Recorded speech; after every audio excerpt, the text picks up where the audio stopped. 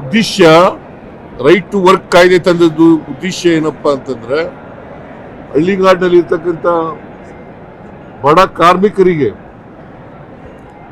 ವರ್ಷದಲ್ಲಿ 100 ದಿನಗಳ ಕಾಲ, ಕನಿಷ್ಠ 100 ದಿನಗಳ ಕಾಲ ಉದ್ಯೋಗವನ್ನ ಕೊಡಬೇಕು ಅಂತಕ್ಕಂಥ ಉದ್ದೇಶದಿಂದ ಇದರಲ್ಲಿ ದಲಿತರು, ಕಾರ್ಮಿಕರು ಮತ್ತು ಮಹಿಳೆಯರು, ಸಣ್ಣ ರೈತರು ಇದರಲ್ಲಿ ಇದ್ದಾರೆ. ಈ ಉದ್ಯೋಗ ಪಡ್ಕೊಳ್ತಕ್ಕಂಥ ಕೆಟಗರಿನಲ್ಲಿ ಇವರೆಲ್ಲರೂ ಕೂಡ ಇರ್ತಕ್ಕಂಥ ಇದು ವಿಶೇಷವಾಗಿ 53% ಮಹಿಳೆಯರಿದ್ದಾರೆ, 28% ದಲಿತರಿದ್ದಾರೆ. ಇವ್ರಿಗೆ ಉದ್ಯೋಗ ಕೊಡ್ತೀವಿ ಅಂತಕ್ಕಂಥ ಖಾತ್ರಿ ಇಲ್ಲ. ಅವರು ಕೇಳಿದ ಜಾಗದಲ್ಲಿ ಅವ್ರ ಊರಿನಲ್ಲೇ ಅಥವಾ ಅವ್ರ ಜಮೀನುಗಳಲ್ಲೇ, ಸಣ್ಣ ರೈತರಾದ್ರೆ ಅವ್ರ ಜಮೀನುಗಳಲ್ಲೇ ಅವರು ಕೆಲಸ ಮಾಡ್ಬೋದಾಗಿತ್ತು. ಇದನ್ನ ರದ್ದು ಮಾಡಿದ್ದಾರೆ. ಯಾಕಂತಂದ್ರೆ ಈಗಿನ VBG ರಾಮ್ಜಿ ಕಾಯ್ದೆನಲ್ಲಿ ಕೇಂದ್ರ ಸರ್ಕಾರ ತೀರ್ಮಾನ ಮಾಡಬೇಕು. ಕೇಂದ್ರ ಸರ್ಕಾರ ಎಲ್ಲಿ ಕೆಲಸ ಮಾಡಬೇಕು ಅಂತಂದ್ರೆ ಅಲ್ಲಿ ಮಾಡಬೇಕು. ಅವರು ತೀರ್ಮಾನ ಮಾಡ್ತಾರೆ ಎಲ್ಲಿ ಕೆಲಸ ಮಾಡಬೇಕು ಅನ್ನೋದನ್ನ ತೀರ್ಮಾನ ಮಾಡ್ತಾರೆ. ಆಮೇಲೆ 365 ದಿನಗಳು ಯಾವಾಗ ಕೆಲಸ ಕೇಳಿದ್ರು ಕೊಡಬಹುದಾಗಿತ್ತು, ಯಾವಾಗ ಕೆಲಸ ಕೇಳಿದ್ರು ಕೂಡ ಕೊಡಬೇಕಾಗಿತ್ತು. ಅದು ಸರ್ಕಾರದ ಕರ್ತವ್ಯ. ಜೊತೆಗೆ ಆಕ್ಷನ್ ಪ್ಲಾನ್ ಮಾಡ್ತಕ್ಕಂಥದ್ದು ಆಯಾಯ ಪಂಚಾಯಿತಿಗಳು,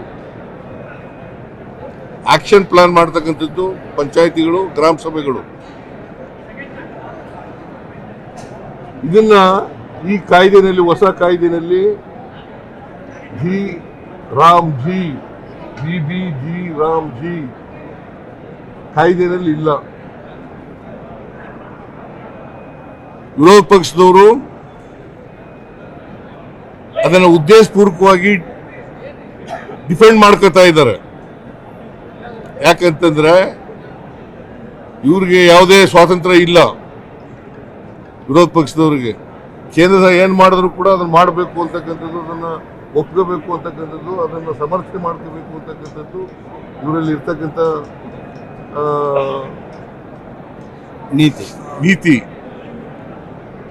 ನೀತಿ. ಅದರಿಂದ ನಾವು ಅದನ್ನ ವಿರೋಧ ಮಾಡಿದ್ದೀವಿ. ಅದನ್ನ ಕ್ಯಾಬಿನೆಟ್ ರಾಜ್ಯಪಾಲರ ಭಾಷಣದಲ್ಲಿ ಸೇರಿಸಿತ್ತು. ಅರ್ಜಿ ಮರುಸ್ಥಾಪನೆ ಮಾಡಬೇಕು ಅಂತ ನಮ್ಮ ಉದ್ದೇಶ ಏನಪ್ಪಾ ಅಂತಂದ್ರೆ, ಅದರಲ್ಲಿ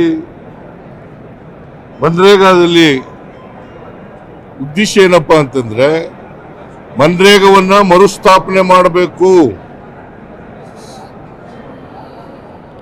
ಈಗ ತಂದಿರತಕ್ಕಂಥ ಹೊಸ ಕಾಯ್ದೆಯನ್ನ ರದ್ದು ಮಾಡಬೇಕು. ನಮ್ಮ ಪಕ್ಷದಲ್ಲಿ ಮತ್ತು ಸರ್ಕಾರದಲ್ಲಿ ತೀರ್ಮಾನ ಮಾಡಿದ್ದೀವಿ.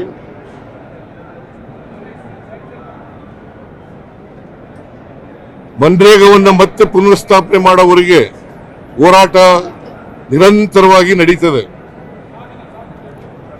ಯಾವ ಮಾದರಿನಲ್ಲಿ ಅಂತಂದ್ರೆ, ರೈತ ವಿರೋಧಿ ಕಾಯ್ದೆಗಳನ್ನ ತಂದಿದ್ರಲ್ಲ, ಅವುಗಳನ್ನು ವಾಪಸ್ ತಕೊಂಡ್ರಲ್ಲ, ಅಲ್ಲಿವರೆಗೂ ಕೂಡ ನಾವು ಹೋರಾಟವನ್ನ ಮುಂದುವರಿಸತಕ್ಕಂಥ ಕೆಲಸವನ್ನ ಮಾಡ್ತೀವಿ. ನಿರ್ಭೀತ, ನಿಷ್ಪಕ್ಷಪಾತ, ವಿಶ್ವಾಸಾರ್ಹ ಸುದ್ದಿಗಳಿಗೆ ಮತ್ತೊಂದು ಹೆಸರಾಗಿರುವಂತ News18 ಕನ್ನಡ ಈಗ ಆಪ್ನಲ್ಲೂ ಲಭ್ಯವಿದೆ. ದಯವಿಟ್ಟು ಇಲ್ಲಿರುವಂತ QR ಕೋಡ್ ಸ್ಕ್ಯಾನ್ ಮಾಡಿಕೊಂಡು ಆಪ್ ಡೌನ್ಲೋಡ್ ಮಾಡೋದಕ್ಕೆ ಮರಿಬೇಡಿ. ನಿಮ್ಮ ಬೆಂಬಲ ಹೀಗೆ ಸದಾ ನಮ್ಮೊಂದಿಗಿರಲಿ. ಧನ್ಯವಾದ.